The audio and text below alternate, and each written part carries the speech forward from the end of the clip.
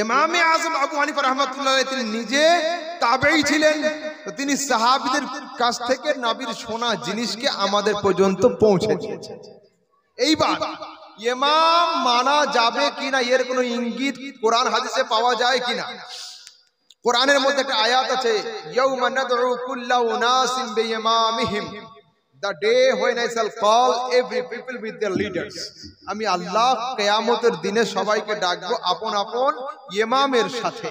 এই ইমামের ব্যাখ্যাতে গিয়ে আল্লামা তাফসীর রুহুল বায়ানের মধ্যে লিখছেন সরাসরি চারটে মাযহাবের নাম এবং চারটে ইমামের নাম হলো।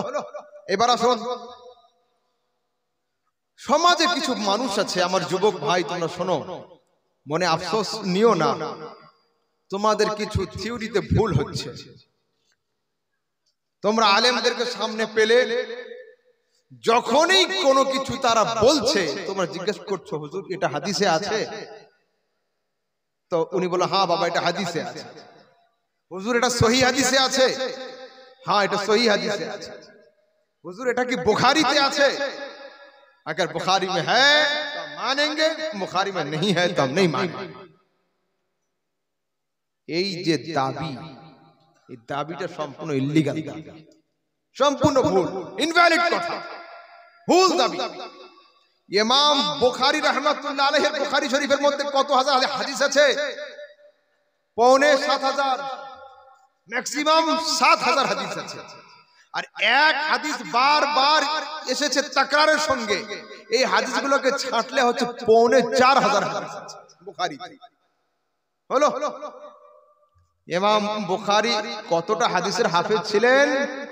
বুখারী নিজে বলছেন আহফাজু মিআত আলফ হাদিসিন সহিহ, আমি বুখারী 1 লক্ষ সহিহ হাদিসের হাফেজ ছিলাম। ইমাম বুখারী 1 লক্ষ সহিহ হাদিসের হাফেজ ছিলেন। আর ওয়া মিআতা আলফিন গায়রা সহিহ, আর 2 লক্ষ গায়ের সহিহ হাদিসের আমি হাফেজ ছিলাম। মোট 3 লক্ষ হাদিসের হাফেজ ছিলেন ইমামে বুখারী। তো যদি আপনি বলেন যে শুধু সহিহ হাদিস বুখারীর মধ্যে আছে, তো বুখারীর মধ্যে তো 7000 হাদিস, বাকি 93000 সহিহ হাদিস গেল কোথায়? সেই জন্য আপনাদের থিওরি ভুল। এবার শুনুন, বুখারীর মধ্যে যা আছে এই কথা যদি মানি, কেউ লিখে দেয় বাকি কিছু আমল করব না, কি করবেন? पेन और खाता दिए सही करिए ना। बुखारी में जो है हम उस पर अमल करते हैं, करेंगे, इसके बाहर जो कुछ है हम नहीं मानेंगे। अगर ये बात किसी ने कही है तो उसको पकड़े, हाथ में कलम पकड़ा दे और कापी दे दे कि भाई इसमें दस्तखत कर दो, लिख दो कि जो कुछ है उस पर हम अमल करते हैं। अच्छा फिर क्या होगा? मैंने कहा देख लीजिए अब क्या होगा। कब्र कौन प्रश्न है? कितने सवाल होते हैं कब्र में? हमारे कलकत्ते में 3 होते हैं, आपके यहाँ कितने होते हैं? 3 ही होते हैं, हर जगह में 3 सवाल होते हैं।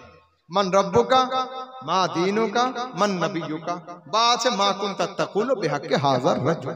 3टे प्रश्न, किंतु पूरा बुखारीर मध्य আল্লাহর প্রশ্ন নেই, নবীর প্রশ্ন আছে, দিনের প্রশ্ন নেই। বুখারীর মধ্যে কবরের 3টে প্রশ্নওয়ালা হাদিস নেই। যে হাদিসটা আছে তাতে কেবল একটাই, সেটা কি? মা কুনতা তাকুলু বিহাক্কি হাযার রাজুল। এই চাঁদমুখী মুস্তাফা সম্পর্কে তোমার আকীদা কি ছিল বলো। তো যদি কেউ বলে हम सिर्फ बुखारी को मानते हैं और किसी की किताब को नहीं मानते, तो कब्र के 3 सवालात फिर साबित नहीं हो पाएगा, उसको एक सवाल मानना पड़ेगा। चलते परवे नहीं चल सकता। अब सुन लीजिए फिर, मुसलमानों का तरीका क्या है पेशाब पाखाना के वक्त? पेशाब का तरीका क्या है? खड़े होकर के बैठ कर, ठीक तो ठीक बोल रहे हैं आप लोग? मुसलमानদের तरीका বসে বসে পেশাব করতে হয়। पूरा बुखारी शरीफेर मध्य बोसे पेशाब करार एकटाओ हादिस नहीं, खड़े होकर पेशाब करने की 2 रिवायत है। तो क्या करें, आइंदा कल से शुरू करा दें इन लोगों से, क्या जब बुखारी में है तो शुरू हो जाए? अबे नहीं, क्यों? वो हदीस है इसलिए हम अमल नहीं कर सकते, वो सुन्नत होती तो हम जरूर अमल करते। यही तो फर्क है हदीस और सुन्नत में। হাদিসে সবকিছু থাকবে, কিন্তু সেটা আমাদের জন্য নয়। যেটা আমাদের জন্য থাকবে তার নাম হবে সুন্নাত। আমাদের কালেমা কি? লা ইলাহা ইল্লাল্লাহ মুহাম্মাদুর রাসূলুল্লাহ। আমার নবীর কালেমা কি ছিল? লা ইলাহা ইল্লাল্লাহ ইন্নী রাসূলুল্লাহ বা আনা রাসূলুল্লাহ। আল্লাহ এক এবং আমি মানে মুহাম্মদ সাল্লাল্লাহু আলাইহি ওয়াসাল্লাম আল্লাহর রাসূল। এটা হাদিস, কিন্তু এটা উম্মতের জন্য পড়া হারাম, আমল করা হারাম। সুন্নাত নয়, সুন্নাত হলে আমাদের জন্য হতো। ইসলামে পুরুষদের সর্বোচ্চ বিয়ের পারমিশন কয়টা? 4টা। নবী সাল্লাল্লাহু আলাইহি ওয়াসাল্লামের কাছে একসঙ্গে 9 জন ছিলেন, কোন রিওয়ায়াতে আছে 11 জন স্ত্রী ছিলেন। এটা হাদিস, সুন্নাত নয়, আমাদের জন্য হারাম। কি বোঝা গেল? আহলে হাদিস হলে হবে না, আহলে সুন্নাত হতে। আহলে হাদিস হলে দাঁড়িয়ে পেশাব করতে হবে। আহলে হাদিস হলে घोड़ार मांस खेते हैं, हदीस में है। गद्दे का गोश्त भी खाना पड़ेगा, हदीस में है। गो साफ समझते हैं? गो समझते हैं? हाँ, बीजे की तरह जो होता है, हैं कि साफ वाला गुही साफ खावा चलबे मांस। যদি আমি হাদিস দেখিয়ে দিই, খোলিয়ে মিশকাত শরীফ। মিশকাত শরীফ এর মধ্যেও আছে, কি আছে মিশকাতের মধ্যে? রাসূল সাল্লাল্লাহু আলাইহি ওয়াসাল্লামের একজন সাহাবী বাড়ি থেকে মাঠ থেকে আসছেন, গুহি সাপ একটা নিয়েছেন। গুহি সাপ নিয়ে জবাই করে এর মাংস ভুনা করে নবীর সামনে দিয়েছেন। নবীর সাহাবীরা রুটি দিয়ে খেয়েছেন, নবী খান নাই। যখন জিজ্ঞাসা করা হয়েছে ইয়া রাসূলুল্লাহ খান, বলছে খাবো না। ইয়া রাসূলুল্লাহ হারাম বলুন, বলছে হারামও বলবো না। লাস্তু আকুলুহু ওয়ালা উহাররিমুহু, না मैं খাऊंगा না इसे হারাম করুঙ্গা। তো নবীর সামনে যেটা করা হয় তার নাম হাদিস। এই পর্যন্ত পড়ে যদি কোনো মাওলানা ফতোয়া দেয় 2 বছর লকডাউন গেল, পকেটের হাল খারাপ, সাপ ধরো আর খাও, হাদিসে আছে। হবে কি? হবে না। কেন? Last is final, last is final. যেটা শেষে আসবে সেটা আগের সবগুলোকে মুছে দিবে। যদি আমি কোনো ভুল করে থাকি আর যাওয়ার সময় যদি ক্ষমা চেয়ে যাই, তো আগের ভুল রেকর্ডিংটা আর চালালে হবে না। শেষে মাফ চাওয়া মানে আগেরটা ডিলিট করে দেওয়া, মুছে যাওয়া, কিন্তু আগের রেকর্ডিংটা থেকেই যাবে। হলো তো? ঠিক তেমন আগে কিছু শরীয়ত জায়েজ ছিল, যেমন কোরবানির মাংস কয়দিন চলে? কোরবানির মাংস যদি কেউ 1 বছর রাখে তাও কোনো হারাম হবে না। কিন্তু নবীর যুগে কয়দিন? 3 দিন। 3 দিনের বেশি রাখা জায়েজ ছিল না। আমাদের শরীয়তে কোরবানির মাংসে কোনো রোক টোক নেই। এখন তো হয় ফ্রিজের যুগ, কোরবানির মাংস দিয়ে মহরমের খিচুড়িও হয়, এতদিন রাখা হয়। এটা কি চলবে না? চলবে। তাহলে নবীর যুগে চললো না, আমাদের যুগে চলবে যদি কেউ বলে, ভুল হবে। কেন? এই জন্য নবী সাল্লাল্লাহু আলাইহি ওয়াসাল্লাম ওখানে তিনি সমস্যা দেখেছিলেন। সেই যুগে মুসলিমের সংখ্যা বেশি ছিল, কোরবানির সংখ্যা কম ছিল।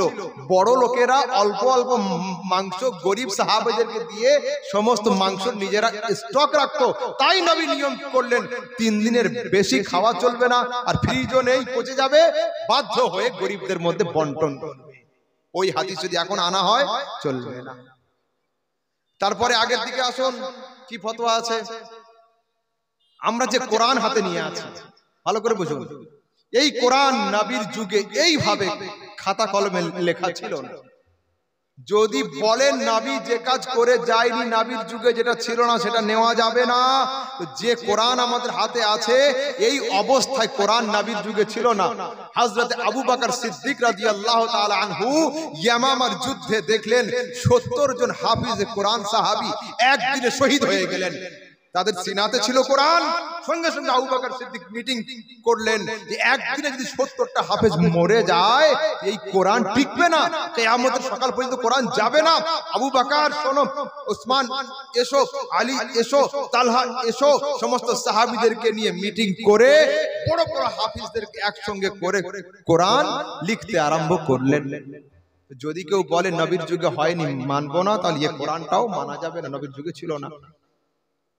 আরেকটু আগে চলুন, কোরআনের উপরে জের জবর পেশ আছে না? আলিফ লাম জবর আল, হে মিম জবর হাম, দাল পেশ দু, আল হামদু লিল্লাহি রাব্বিল আলামিন, বেসিন মিম আল্লাহ, তার জবর জের আছে না, এই জবর জের নবীর যুগে ছিল না, হযরত আবু বকরের যুগে ছিল না, হযরত ওমরের যুগে ছিল না, হযরত উসমানের যুগে ছিল না, হযরত আলী রাদিয়াল্লাহু তাআলা আনহুর যুগে এসে তিনি প্রথমে গ্রামার আর্টিকেল শুরু করলেন, কুল্লু ফাইলিন মারফুউন, এইভাবে করে তিনি শুরু করলেন। তো যদি বলে জের জবরওয়ালা নবীর যুগে ছিল না, সাহাবীর যুগে ছিল না, নেব না, তাহলে হবে না।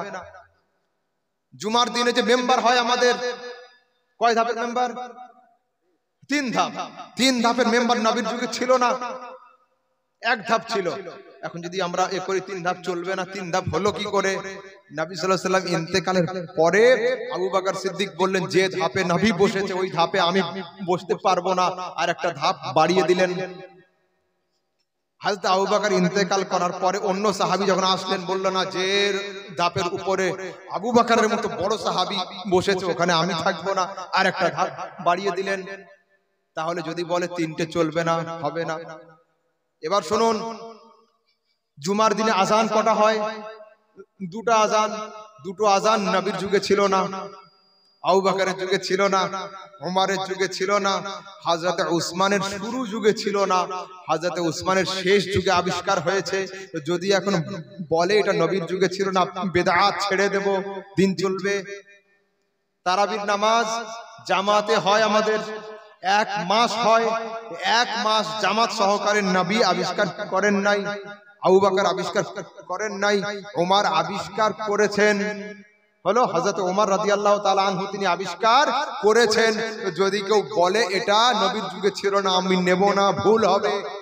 সেই জন্য কি বললাম যে সুন্নাত আর বেদাত, বেদাত তাকে বলা হয় যার দ্বারা সুন্নাত মুর্দা হয়ে যায়। যদি কোনো কাজ নবী না করে যান সেটা নেওয়া চলবে না এমন কথা নয়।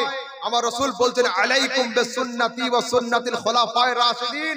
ও পৃথিবীর মানুষ শোনো, যদি তোমরা কোন জিনিসকে আমার সুন্নাত দ্বারা প্রমাণ না পাও তো জিনিসটা ছেড়ে দিলে হবে না, আমার খোলাফায়ে রাশিদিনদের সুন্নাতের মধ্যে খুঁজবে, যদি তাদেরটা পেয়ে যাও সেটাকে সিনা দিয়ে আগড়ে ধরবে। যদি সাহাবীদের মধ্যেও পাওয়া না যায় তখন কি হবে? ইয়া রাসূলুল্লাহ, আমার রাসূল আবার হাদিসে বলছেন, মান সান্না ফিল ইসলামে সুন্নাতান হাসানাতান ফালাহু আজরুহা ওয়া আজরু মান আমিলা বিহা।